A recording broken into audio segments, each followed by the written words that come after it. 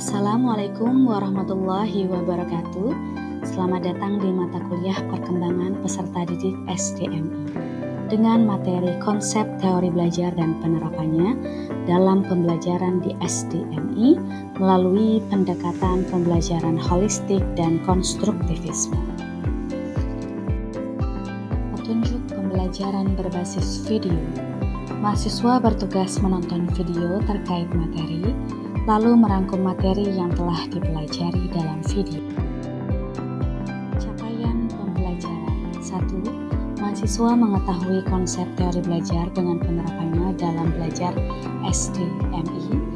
2. Mahasiswa mengetahui pendekatan pembelajaran holistik dan konstruktivisme. Kajian materi. 1. Konsep dasar teori belajar. 2. Pendekatan pembelajaran holistik. 3. Pendekatan konstruktivisme. 4. Penerapan dalam konteks pembelajaran di SDM. Konsep teori belajar.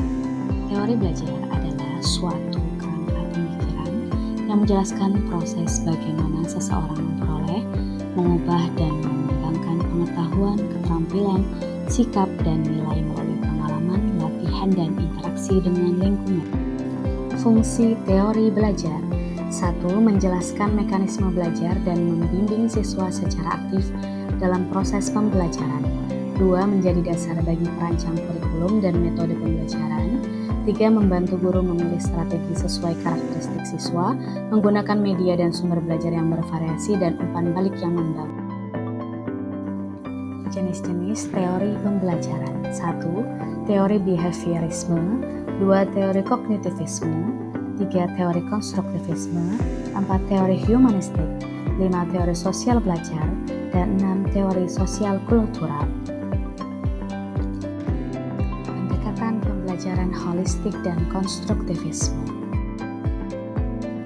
Pendekatan pembelajaran holistik.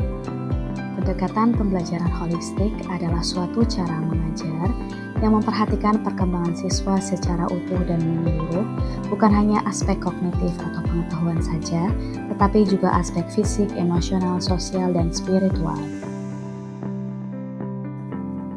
Contoh penerapan pendekatan holistik. 1. Aktivitas pembelajaran terpadu. 2. Pengembangan karakter melalui kegiatan ekstrakurikuler. 3. Lingkungan sekolah yang mendukung. 4. Pembelajaran diferensiasi.